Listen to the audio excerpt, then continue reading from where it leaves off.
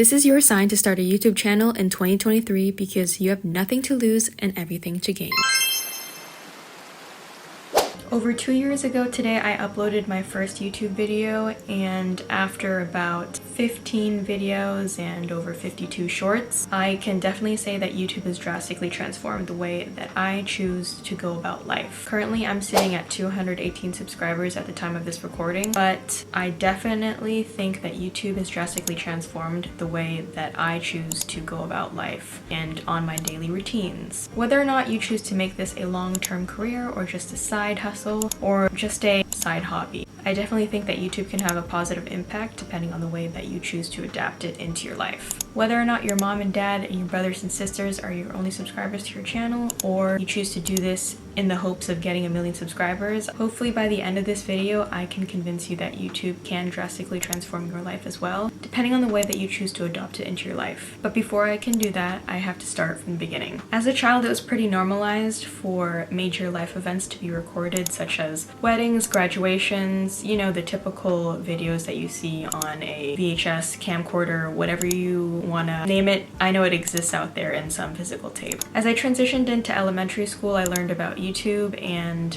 found it so interesting and fascinating that people could capture moments in their life that looked so different when it was online. I definitely saw that more people were choosing to adapt the social media into their life where they were recording everything. And as I progressed through elementary school, I slowly became more self-aware and saw that people were actually taking their own cameras and making videos. YouTube at that point of time in my childhood was basically the space to upload parodies of all kinds. It definitely took a major inspiration for a lot of the school projects that I was a part of, especially with helping other family members record their videos and helping research the perfect site to record these scenes. And as I slowly progressed with the researching and little details that went into recording a little 5-minute or 2-minute video, I definitely started to see myself as wanting to be part of something like that later in my life. But as a 10 or 11-year-old, I wasn't really sure how I could get a hold of those tools that would help me to make a video that would actually make sense. Fast forward a couple of years, as I was in high school, I slowly started to learn more about photography,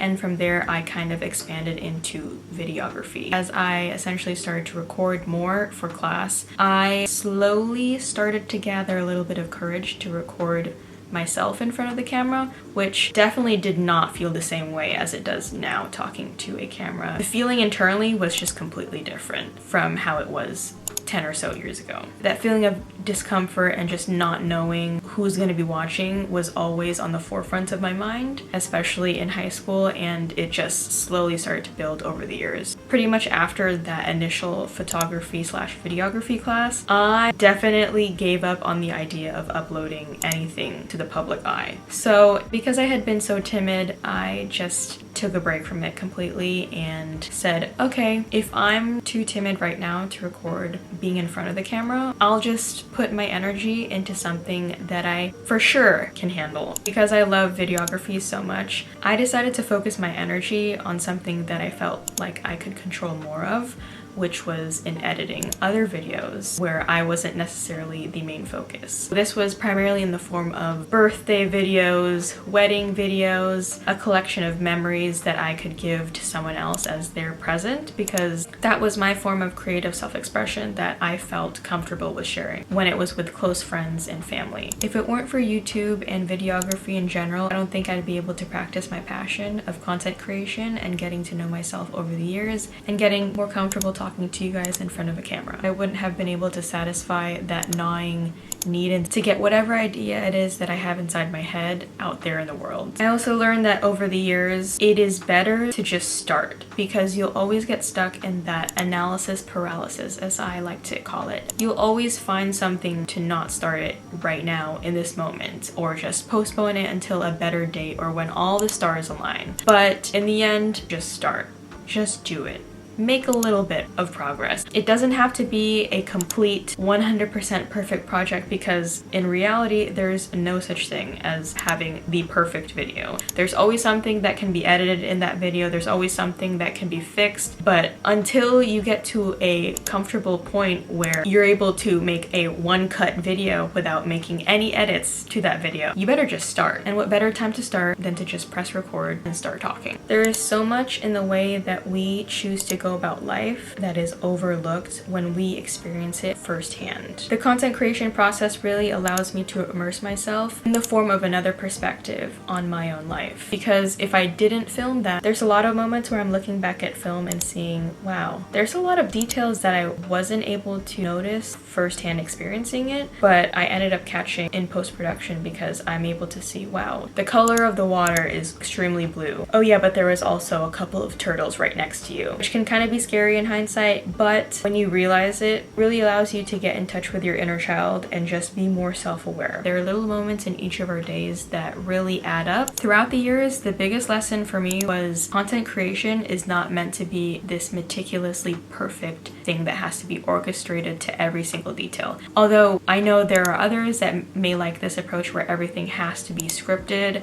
and every detail has to be articulated to the T. That was not something that was sustainable, at least for me. I knew that I just had to put myself out there, and one day I just decided to press record and see what happens. So slowly it just became a habit that I built up from pressing record and seeing, okay, this is what I have for the day. I'm gonna edit this and then I'll post. But the habit of just pressing record really started to seep into other parts of my life. As I've started my YouTube journey, I slowly realized that these are high demand skills that I also happen to be developing. I slowly became the person for family to, hey, can you look at this and just see what we can do about it? I'm like, okay, yeah, sure. That's something that is definitely and easily done within like 10 minutes. Let's do a quick sketch on what you want the piece to be like and we can get to it. I started to teach family members about different forms of media and color grading, photos, anything that had to do with videography and photography. I was the go-to person. I started to create more wedding videos and just collages. YouTube has definitely been a learning experience for me, and in this day and age we are so lucky to have the resources that we have at our disposal that has so many of you guys to reach out to. Being able to pick up our phone and just upload from there is a gift in itself and a privilege. If it wasn't for YouTube, I wouldn't have been able to practice my passion for videography and content creation,